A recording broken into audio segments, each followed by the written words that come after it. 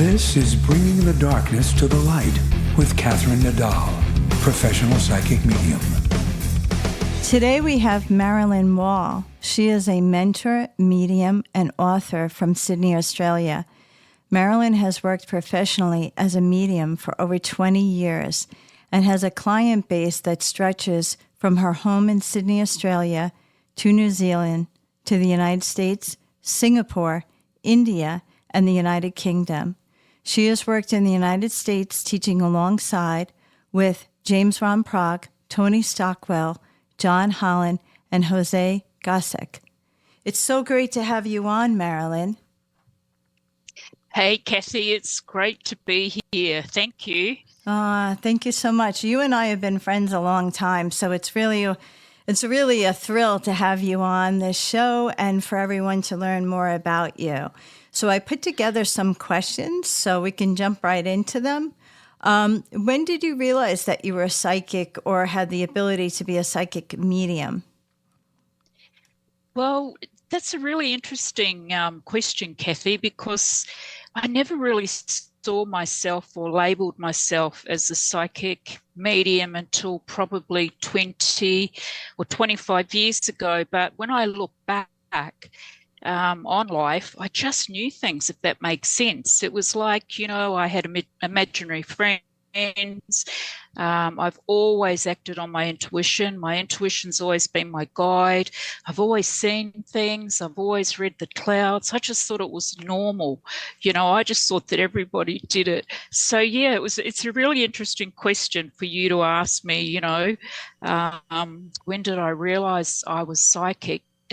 Wasn't really until 20 or 25 years ago until a label was put on it, I guess. Yeah, that's so interesting. Do you come from a psychic family, or what was their, support of you?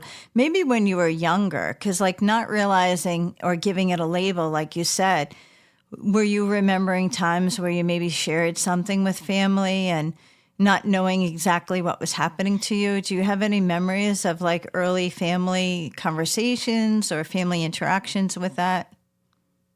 I do. We used to play I Spy with my little eye, Catherine. It makes me laugh because I could always find, whenever it was my turn, I always used to pick something that was hidden in a box or something, and nobody else could see it.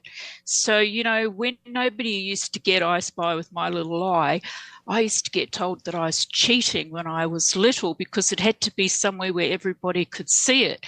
So, I think back now and I laugh because I just thought everybody could see things, that weren't on display, so to speak. Yeah, so that's a fond memory that comes back, one that I laugh about today. Yeah.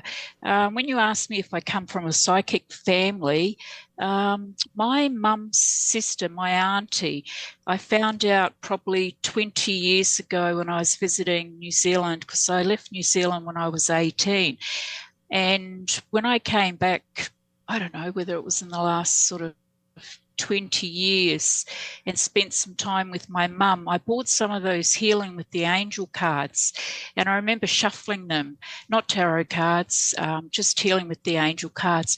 And when my mum saw me shuffling these cards, I remember her saying to me, "Oh, you've got those funny cards like Auntie Dot used to have."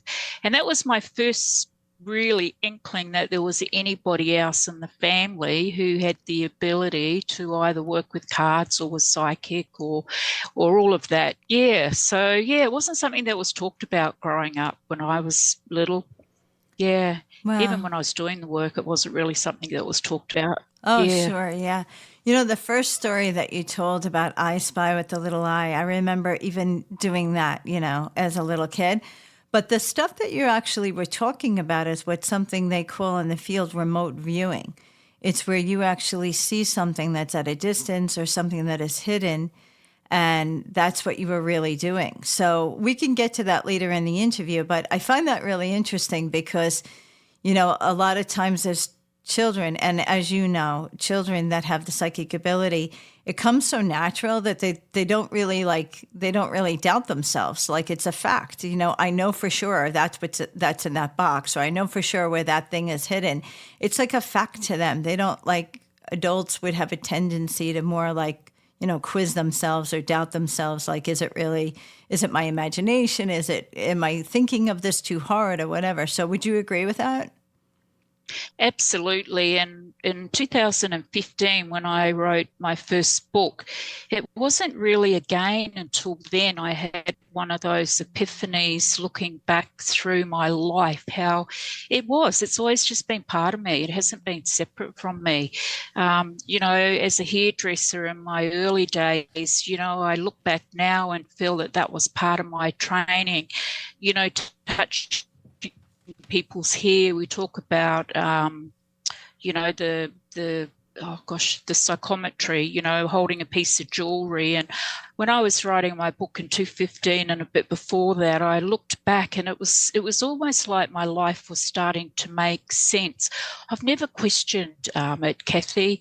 I think I've probably been quite naive to having, an ability, so to speak, to, see, hear, feel, and some other things. Yeah. Yeah. Just part of me. Yeah. Not separate from me. Yeah. Yeah, that I understand. I had similar experiences as a child, but I thought like everyone can do it. So I wasn't really thinking that there was something really different until I started having very vivid dreams. And I started sharing them with my parents, and in particular my dad. And that's when my dad was like, we don't do these. We we don't do this. We don't entertain this. We don't like talk about dreams. Like, this is like not entertained at all from him. So as a young girl, do you remember having dreams? Because mine were very vivid, and my dreams actually started coming true. That's when, I felt a little alarmed, and my dad was a little alarmed by them. So did you have vivid dreams? Gosh, thinking just right now, I know when I started to publicly read, and I first started to read publicly, I would often dream the reading before the person came.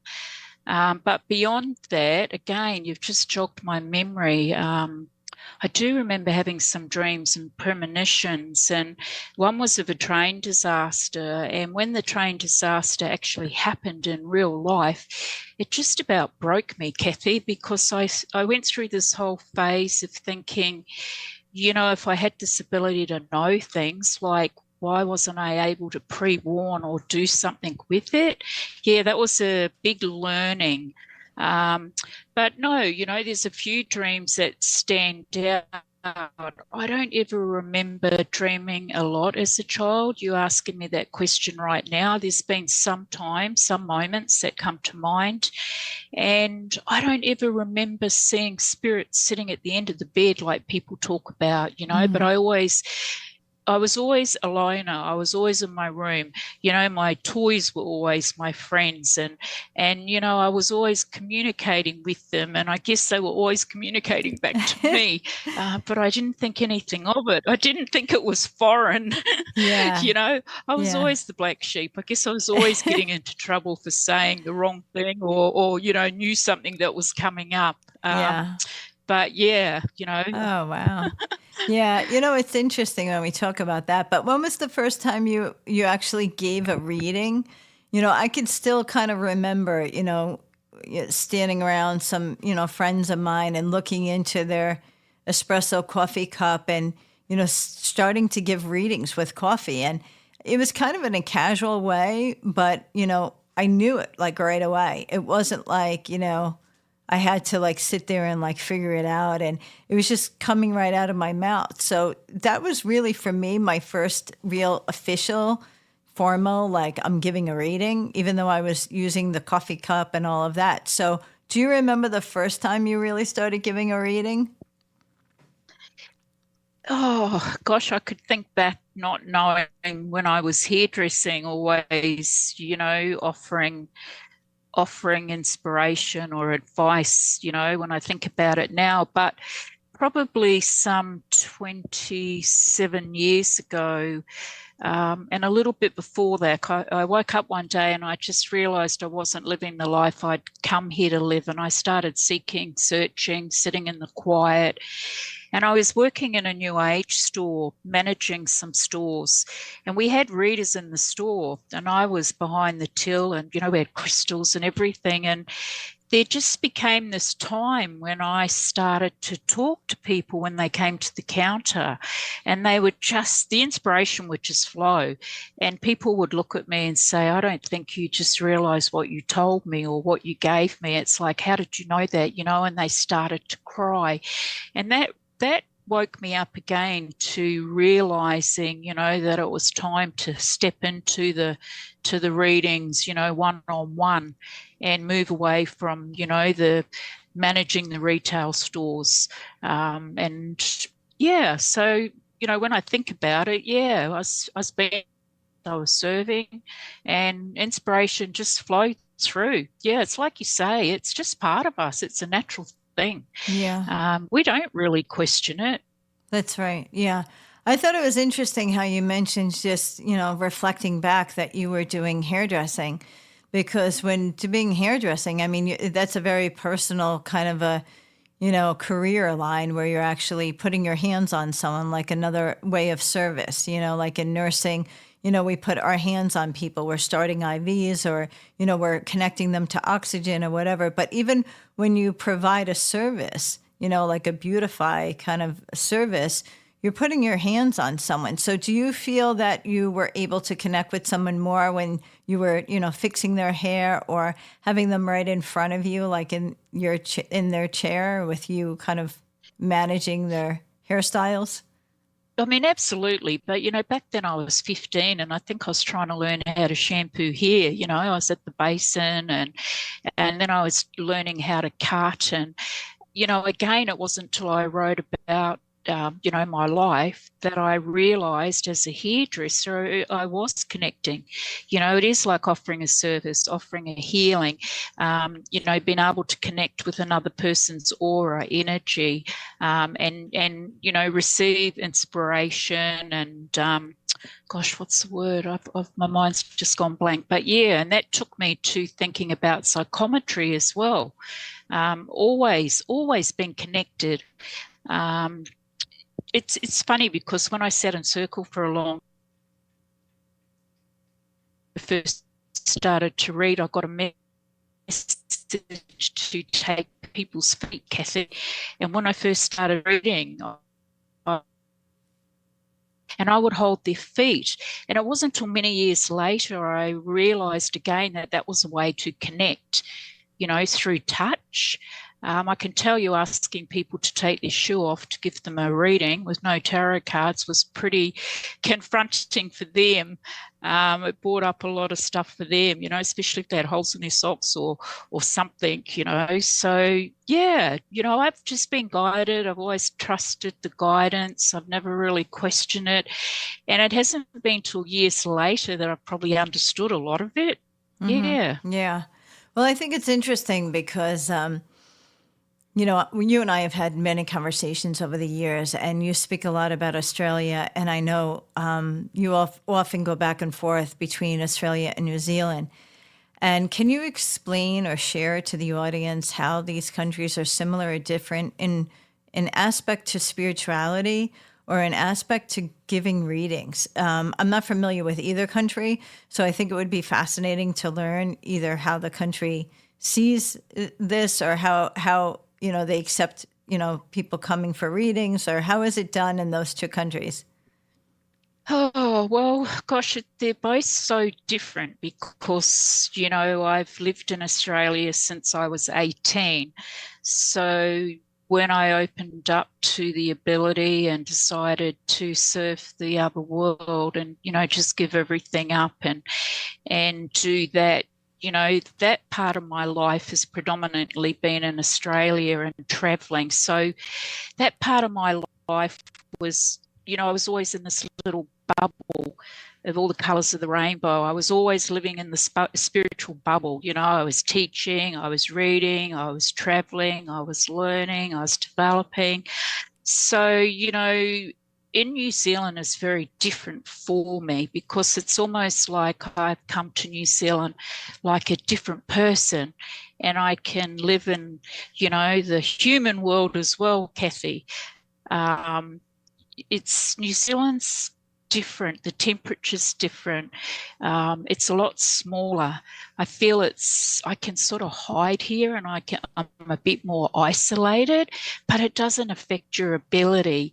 And, most of my work's done online worldwide. So to say, to try and compare, I think it's the same anywhere really when you read for people. Some people find you that have had a lot of readings. Some people find you that have never had readings.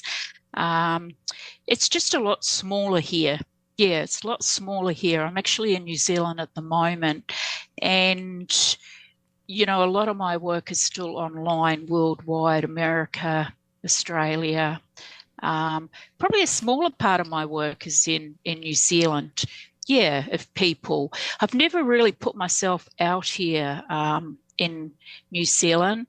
I probably took a step back in 2015 of when I slowed down from traveling, and I got very overloaded and really just, wanted to step back and work behind the scenes.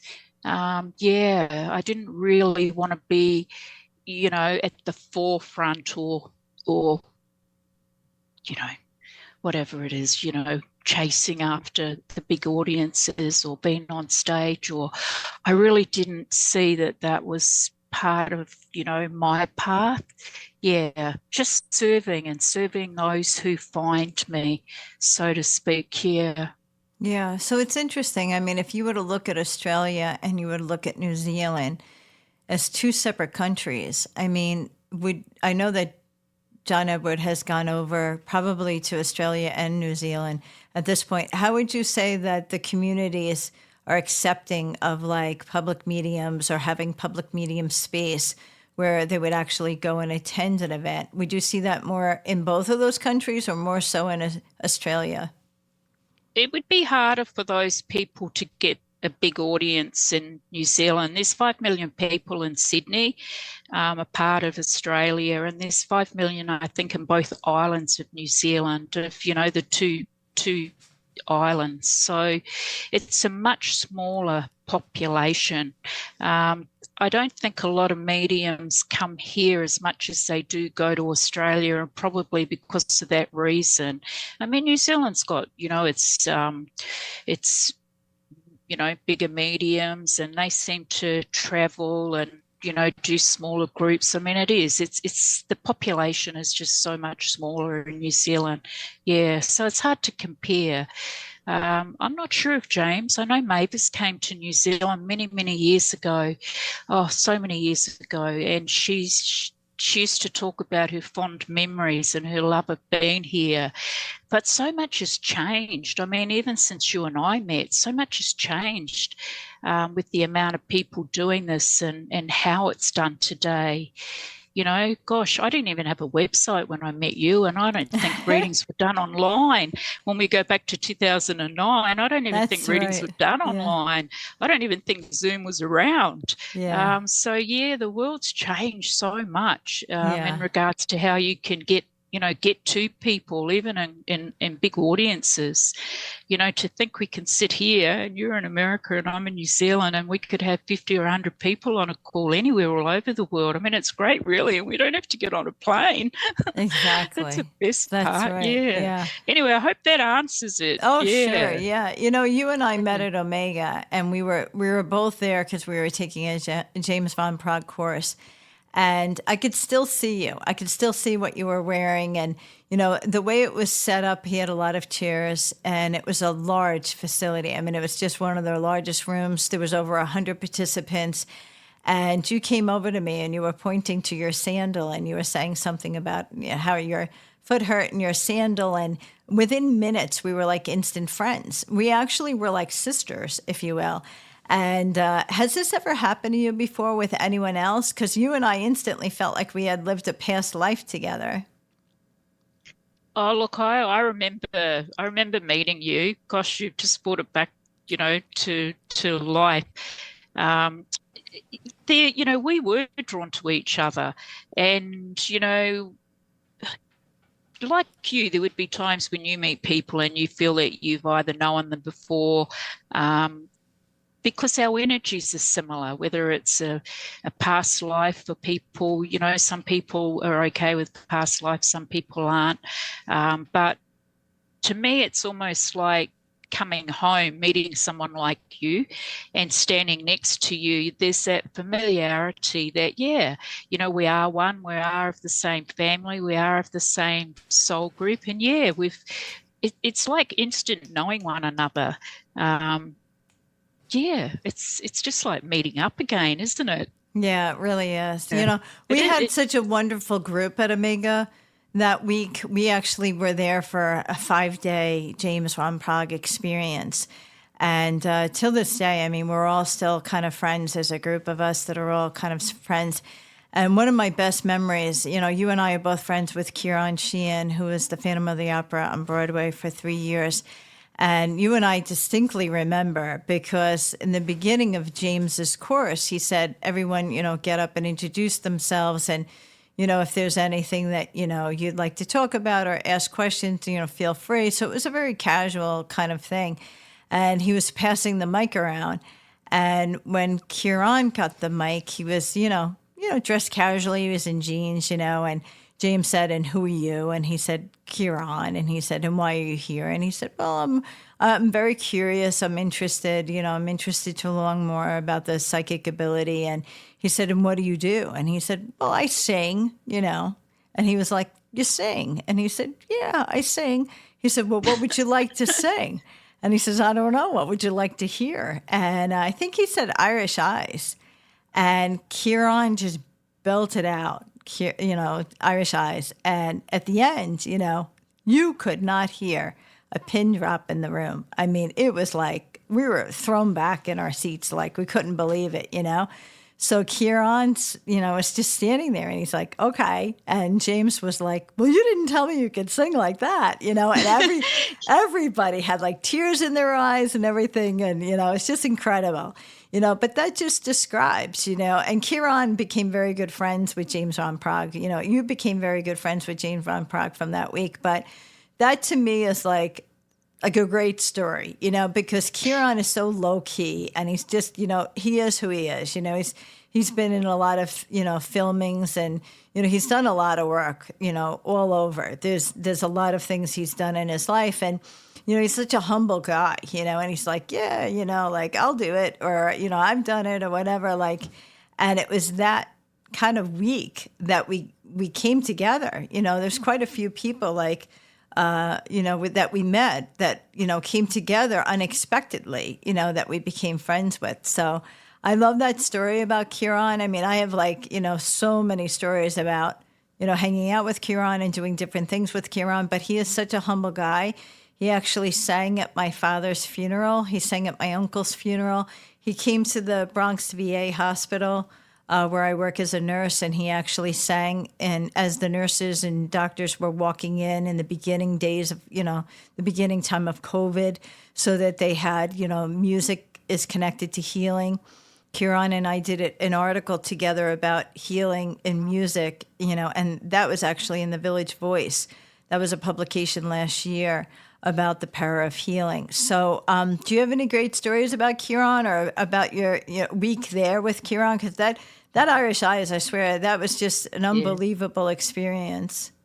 He just blew the whole room away, when James casually said, "And what do you do?" And he says, "Oh, sing." And James like, "Do you want to sing?" And oh my goodness, I mean, his voice is, it's hard to describe his voice. And yes, very humble and oh gosh, there's been so many cruises and things that we've been on. And I think he went, I don't know if you were on a cruise with us once, maybe not. And there was a competition, a singing competition. And Kieran, nobody knowing who Kieran was, we thought it would be a little bit funny, and Kieran got up and sang. And again, he just blew everybody away, but he is, you say humble, and he is humble. And Oh, he has just got the most incredible voice. And he's constantly trained. So I remember staying with him in New York. I got to stay with him for about 6 weeks in New Jersey. And he's just so down to earth. And I went into New York City with him one day because he was taking some vocal lessons. And I guess, knowing that he'd played Phantom on Broadway and all the things that he had done, it just took me back that here he was, he was still having voice lessons. He was still trying to be the best version of himself, because his voice will heal anybody in any space. It's just a pity the whole world doesn't know about him, Yeah. Kathy. They're learning about him. I mean, the Four Phantoms are touring, so that he's always doing something with him, with them. And that's all the different guys that play the Phantom of the Opera. They go together and they tour around. But, when you say music is healing, it's really incredible. He actually stood at the bedside with my uncle. My uncle was in critical care. And they weren't really sure in what direction, my uncle's life was going to take. And, Kieran said to my aunt, like, what would you like me to sing? And she said, well, he really loves, Fiddler on the Roof. And he sang this song.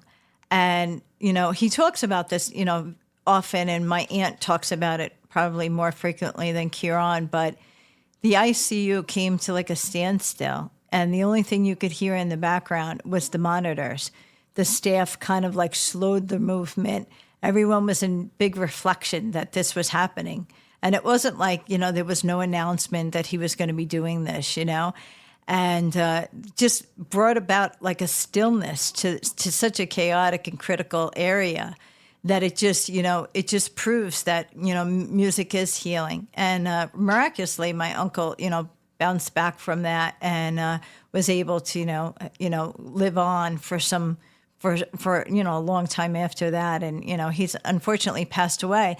But Kieran again came back to my family and said that he would again like to sing for my uncle, which he did do at the church. And then he did do at the repast. He actually sang the Fiddler song again.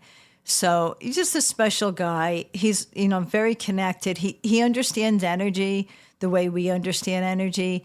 He's very in touch with everything we do, sitting in circle, receiving messages, giving messages, having a whole healing component, not just his singing, but that he's also a healer himself. And that's just incredible. So we were very lucky.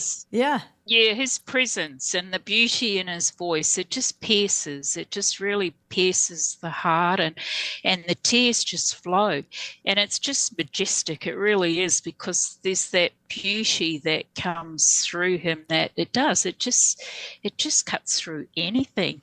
I mean, and when the tears flow, I mean, the tears are joy, the tears are beauty, but he has a beautiful presence as well. And like you say, he spends time to create that presence within, who he is as well. Yeah, he's a lovely soul, beautiful soul. We send messages not frequently, but, it's a little bit like you and me, if we don't catch up for a while and we do, it only seems like yesterday. It's like there's no time in between. That's right. Yeah. Yeah. You and I met. When we met, you started working with some very impressive mediums. Can you tell some experience of working with these mediums, especially of what you learned watching their demonstrations or watching them do their work? Yeah, well, that's interesting, because, they're no different to us. Kathy, they're no different to you or me. They all experience similar emotions. They all have what we might talk about as, not such a good connection. It could have been better, critical of self, always wanting to be better. And I think, I had a fear of public speaking. So for me to get up on stage, the fear to serve the spirit world was far greater than that fear of me as a human being seen. I had to get out of the way. And, my friend James, he's got Leo on his chart. He says if he didn't have Leo on his chart, he probably wouldn't get up in front of 2,000 people either. But there's a bigger purpose that draws us, to do this, the healing, the upliftment of the soul, Mavis. Mavis never liked the big audiences. She was happy with smaller audiences, but hey, if she had to do a big audience, she'd do a big audience. But yeah, traveling with them and being with them, they're no different to us. You mentioned you mentioned Mavis, and for those that may not be familiar with her, she's now passed. Mavis Batilia. She was a professional medium. She was actually introduced to the Arthur Findlay College in England by Gordon Higginson in the late 1960s. And she became a tutor and eventually a senior tutor with them. So I know you had the chance of working with her. During your friendship with her, what was the most memorable experience with her? I have seen her work, but I did not have the chance of meeting her or even working with her. So if you have like a memorable experience, that would be great if you could share that. Oh, look, she's just, gosh, I cried the day she passed. I don't cry when humans pass. I don't. Animals pass, I cry. But the morning I woke up and Mavis had passed, I just couldn't stop crying. And I had a couple of dreams over the years before anyone knew Mavis was sick. Kathy, you've just reminded me. But I remember having a dream knowing that she wasn't well and messaging her and her partner. And her partner said to me, oh, very good. It was like nobody knew that she was sick. And then the next time, several years later, again, I had a dream and I knew she wasn't well. And yeah, she didn't have long to go. But she was a very humble lady. She spent 40 odd years, driving to the churches, serving. She was a natural. She always amazed me with her knowledge. I did get to work with her on platform in Australia. I did get some time one-on-one with her, trying to understand and develop, the work of the other world. And her kindness, her humanity, seeing things equal. She never spoke badly about anybody. And just fun, just fun. She would say, she loved to have a cigarette. She was always smoking, just very down to earth. And one day we were getting ready to demonstrate and she said to me, just go and have some fun. Just remember to have some fun. She said, the platform's probably already been played out in the spirit world and you just got no idea how it's going to go, but they've already done what they need to do. And I just looked at her, I just looked at her and I'm thinking, but just natural, just no ears and graces, just come on, let's just get out there and do this. And, a real big one in regards to, uplifting others and the true work of a medium, the upliftment of a soul. I loved her to bits. And, I got to bring her out to Sydney once and work with her and travel with her. And every time she left, there was something that changed in my life. We used to have conversations about guides. We used to have conversations about stillbirths, stillborns, miscarriages. I mean, just so many things we used to talk about, as you would with me and with other people, just trying to understand the other world. I remember one day talking to her and she was asking me about the spirit world and, what did I think they were like in the other world. And gosh, many years ago, I said to her, well, it's all energy. And she was like, gee, you're lucky you're not in the same room with me. I could hit you over the knuckles. And I was like, she goes, the people you connect with have lived in this world. Don't ever forget that, these people that talk about spirit being energy, And I said to her, well, Mavis, I can really understand how the spirit world can impress things upon us. I understand their intelligence. But, I've asked so many questions as, do they walk around in their pleated skirts and their cardigans? Are they the stars of a night time? What is their life like there? You know what it's like. Come on, we can have experiences. Do we really know? Because I know the intelligence of those in the other world can impress things upon me for me to understand it on a human level. And after this conversation with her, she said to me, when you go to bed tonight, before you go to bed, ask the spirit world if you can come into their world and see what it's like. And I had the most profound experience. I've written about it in my second book, which isn't out just yet. And to put the words of that experience and to have that experience that night when I got off the call from her was just something I'll never, ever forget. Yeah, I'll just never, ever forget it. But I missed those chats. I felt her around today before we got on. It was really interesting. I was sitting for a few minutes, and I felt her around. And I've had some interesting experience of physical phenomena since she's passed, of her trying to get a message to me in the physical to pass on to people that she's left behind who would need more than just, they know that Mavis is around or Mavis is with you. Yeah, it's just been incredible, some of the things that have happened as well for me since she passed. Oh, yeah. But, just a humble and her knowledge, her knowledge. Yeah. She could talk to you about anything. And, worlds within worlds, how her guide came and told her about the other world and described, the different worlds that we can reside in and things beyond what I've ever comprehended. Yeah, so it was wonderful. So that's interesting. Wonderful. It's interesting. I kind of like what she says about that, about what she said about, asking to see.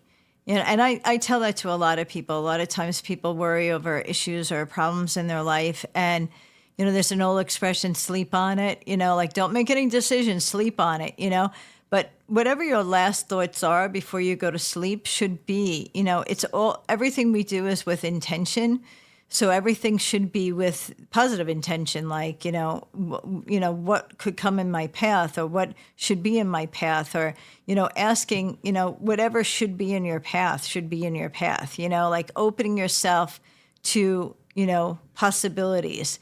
And your sleeping time is so kind of precious. And that's why a lot of people have chaotic dreams, because they haven't really settled their mind before they've gone to sleep, And it's sometimes everything is all jumbled up. A lot of times, because I do dream interpretation, someone will call me and say, I swear I had 3 different dreams. And then when I talk to them, I'm like, it's probably not 3 different dreams. It's probably just 3 different things that they remember about having the dream. It wasn't maybe 3 different dreams. They were just 3 different scenarios that happened in a dream. So, yeah, I really appreciate that. One thing I wanted to go back to that I had mentioned before is attending Arthur Findlay College. I actually did do that. I went over to Arthur Findlay College because my dad was kind of somewhat adamant. He wanted to make sure that I really had this gift.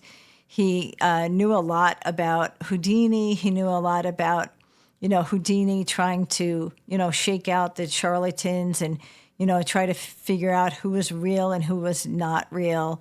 And when I told him that I was, interested in doing these readings publicly, he really thought it would be a good idea for me to go to Arthur Findlay. And this was after I attended Omega with you. It was not long after that. I had, during our demonstration, when James said, who wants to get up? I raised my hand and I said, oh, I'll do it, and I don't know what came over me. And I stood up and gave a demonstration in front of the 100, people in the room. And it happened to be Siri Bernstein, who is a Forever Family Foundation certified medium. She had picked up my camera at the time and she recorded it. And I didn't know she did that. And when I got back to my chair, she said, I recorded that for you. And I was like, oh my gosh, So I played that back, and I was really kind of surprised, because at the end of that recording, James Van Praagh says, if anyone wants to know how to do a reading, that's how you do a reading.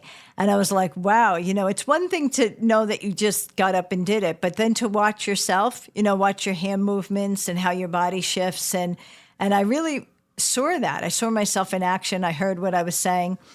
So I had shared that video with Suzanne Northrup. And Suzanne Northrup said to me, well, you better send that to John Holland.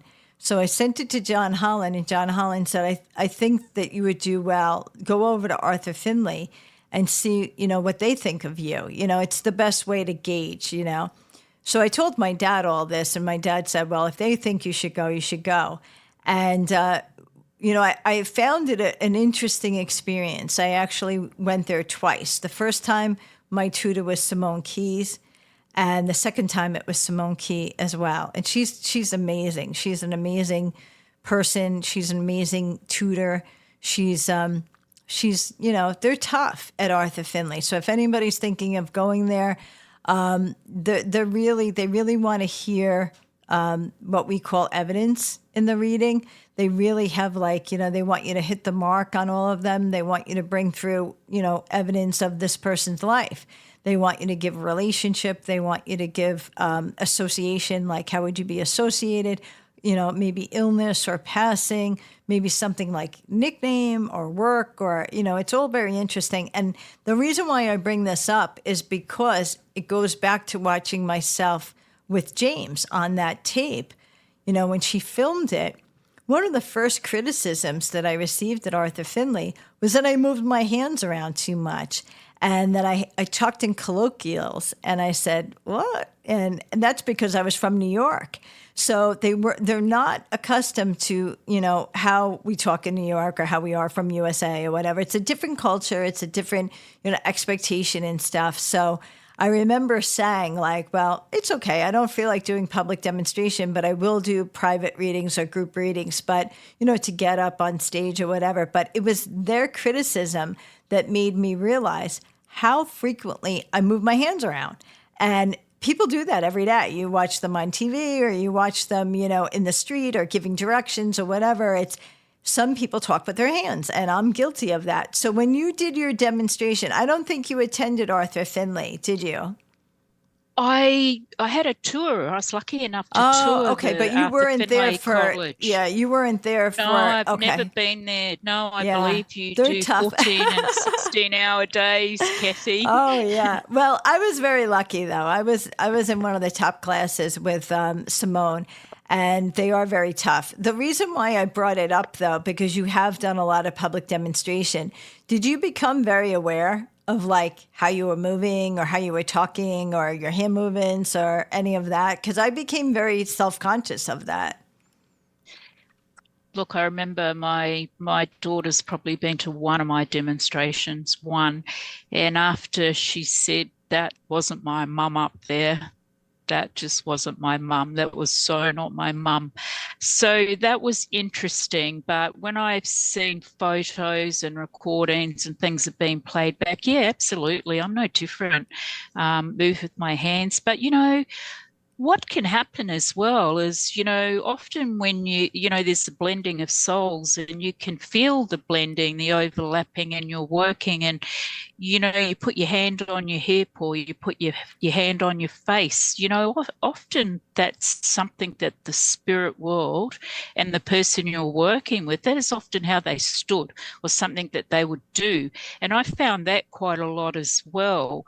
But yeah, like you, I mean, you get up there and you just get out of the way, so you're not really there knowing that, I'm throwing my hands around at the moment, so yeah, you do become very expressionist, I guess. Yeah, exactly. Yeah. I nearly fell over going up on the stage one day. I think there was 500 people on the stage. We might have been at Omega and with James and John and everybody, and I nearly tripped over. There was so much energy in the room, the power of the spirit and the energy, and I nearly tripped going across the stage.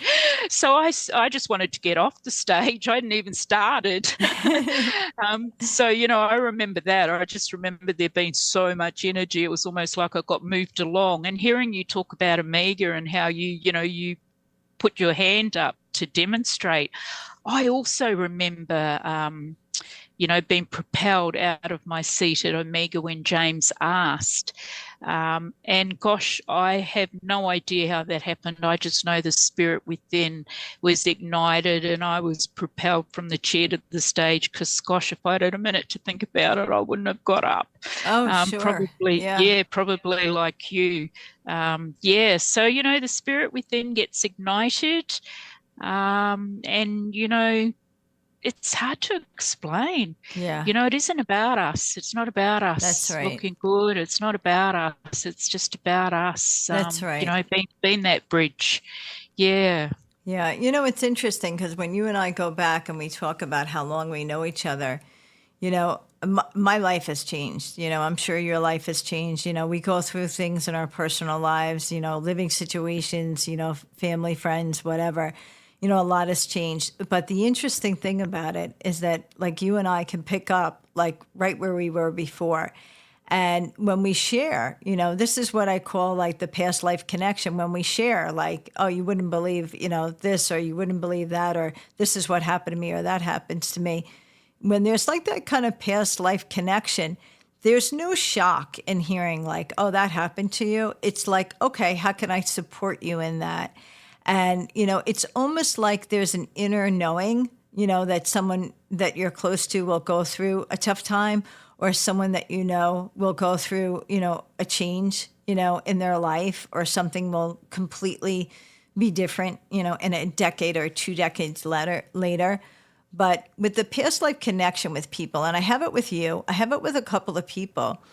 And usually when you have that connection, the other person also has that past life connection feeling with you.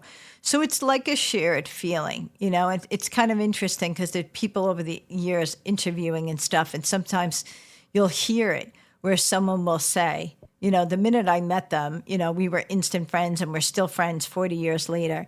But that piece is really important. And sometimes, and I'm sure you can probably share your experiences too, but when I give a reading, when I bring through spirit, the friendship or the relationship is really paramount in that reading. And sometimes they'll go back to something that happened 20 years ago or 40 years ago, or they'll bring up when the daughter was a little girl, because it's something that was so important in their life that somehow affected the path they were on. So are you able to share any experiences that you have with that? I just saw you and I holding hands running through this open space when you were talking about past life. It was really interesting, and right now it's like 7 or 8. We were probably 7 or 8 and in a very open space, just like 2 little girls holding hands and running. So that was very interesting, when I had that vision of going back in time. When I met James Van Praagh, there were many times when I would sit in meditation in Australia, and even in some of his workshops when he would do past life guided meditations, and I would go back and have visions of sitting on a bench with him being a little girl and him being a little boy. And, there was a time when I saw him in uniform, and gosh, I got the shock of my life and brought myself out of the meditation because we were getting married and he had this uniform on. And when I came out of it, I got to the moustache, and that was when I knew it was James. And I got such a fright. I came back and I told him about it. And when I described the uniform, he's going, yeah, it's like I remember that. And it was just, yeah. So I've been lucky enough to sit quiet and have those moments and those memories of obviously, different lives. I mean, come on, how do I follow vision and go across the world and meet somebody, like him? I mean, how?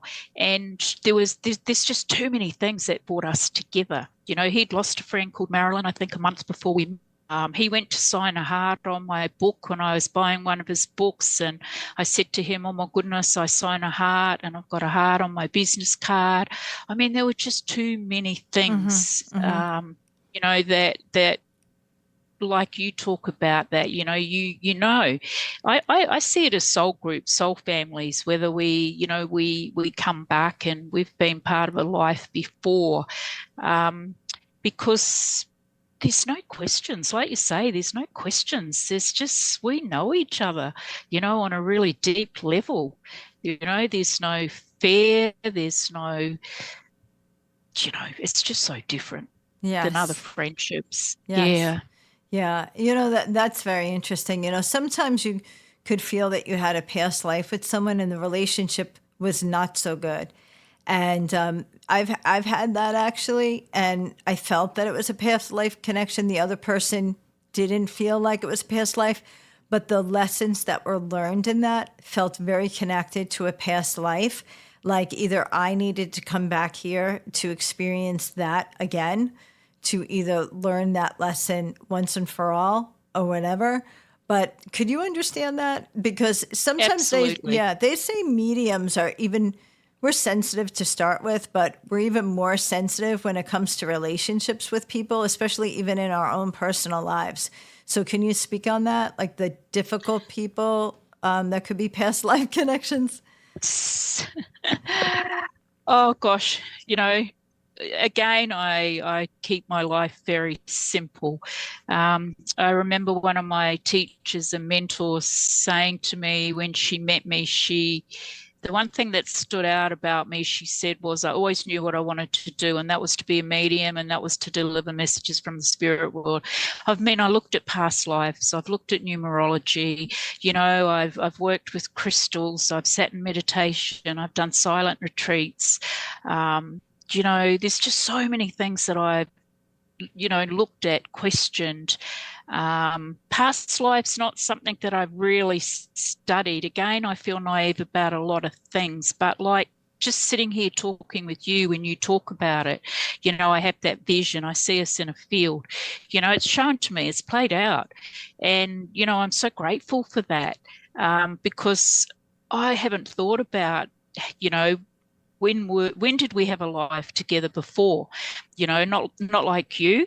And then when you started to talk about it, I'm sitting here, and here I can see us running through this field, holding hands with little dresses on, and you're quite blonde. And, then I'm sort of showing, we were probably 7 or 8, and, my heart sort of sings. So, there's just, to me, I keep things very simple, or whether it's, I can be naive, but it's almost like I'm showing and I know it, and that's all I need. Yeah. And I gravitated towards your light. I always remember it, Omega. I think I was on my own maybe in that moment, and you were, and your light drew me to you. Your honesty, your rawness, you've just done so much. You're amazing. When I think about you and your story and your life and the things that you have done. Gosh, I couldn't even imagine what it's like to drive in the snow in America, let alone on the other side of the road. Driving in the snow is the least of my problems. You're an incredible human being. You really are. You've come up against so many things, and you get up to fight another day. Yeah. Well, thank you. To be of service and to help others. And, what an incredible human being to be able to offer that in this lifetime. Yeah. So I want to say that about you, because, you are. You're incredible. You've written a couple of books. You've just, there doesn't seem to be any stopping you. Do you sleep very much? No, not really. And when you talk about energy and being a sensitive, it isn't always easy being us. Correct. On a work day for me, it's, it was many years to realize what I was feeling wasn't my feelings. It was the person coming to me, or the other, or the connection. Yeah. So it's taken a lot of years to understand energy, Yes. and just, moving through life and your own everyday life. Yeah. Yes. One of the biggest things that I think I have learned over time, and you probably could, this would resonate with you, is to, in a situation, realize that it's not always about you. It's about the other person. If someone is coming to you with difficulties, it's not something that we really participated in. A lot of times it's them, and being a sensitive, being psychic or being medium or, being just a sensitive person, we want to take on people's problems. We want to help people. We want to do the best we can. And sometimes it's hard, but we have to step back. People need to learn their own lessons sometimes, or people need to learn why things happen to them sometimes. And it's not part of reading, but it's about us walking through everyday life with people and knowing where we need to give and where we need to receive. And I think that's been like a really big lesson for a lot of people, but for me. So what would you say about that? Well, yeah, I live quite an isolated life, I feel. I mean, talking to you, doing one-on-one readings, group classes, um, you know, that's my talking with people. I'm happy to go for a walk and hear the birds sing and, see the colours of the flowers and just be with myself. Because I don't know, we do become quite isolated, but I don't say that in a negative way. There's just a fulfillment of being with self, and I guess a lot of the energy that we use is when we are with people. But I'm quite happy just not having too many people in my life. I find a lot of people's personalities and a lot of people's energies quite strong and quite intense, and it is a bit like you say. I think we work with enough people and offer enough to people who come to us without going looking for any more.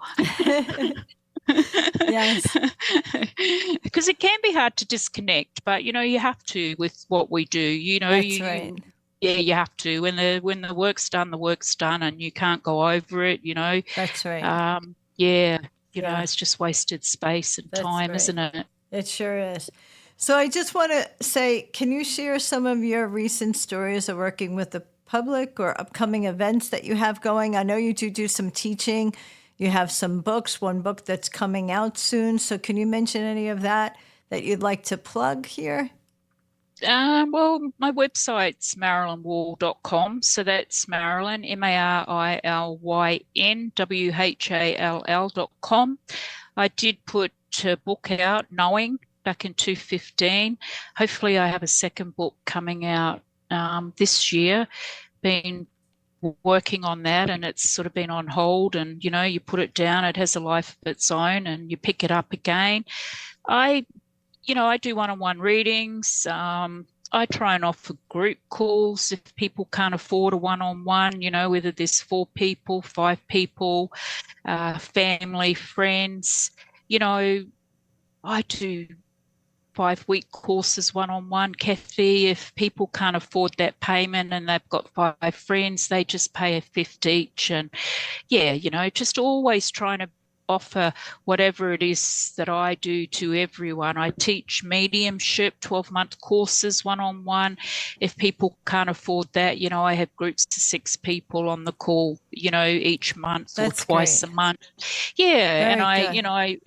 and I do 12 months Take Your Mediumship to New Heights. I've got girls that have been working for 3 or 4 years with me, and we meet once a month, and, I organise people for them, and, they get to practice.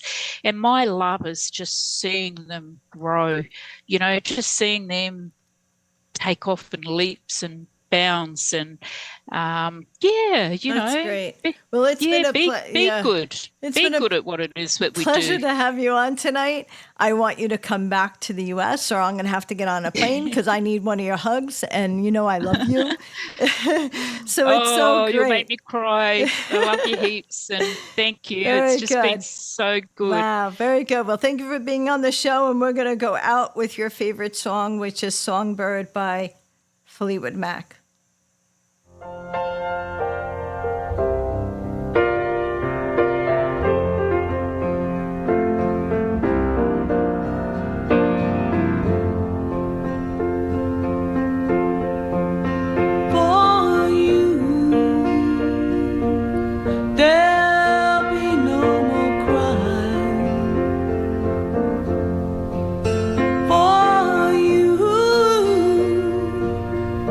The sun will be shining, and I feel that when I'm ready, it's alright. I know it's right.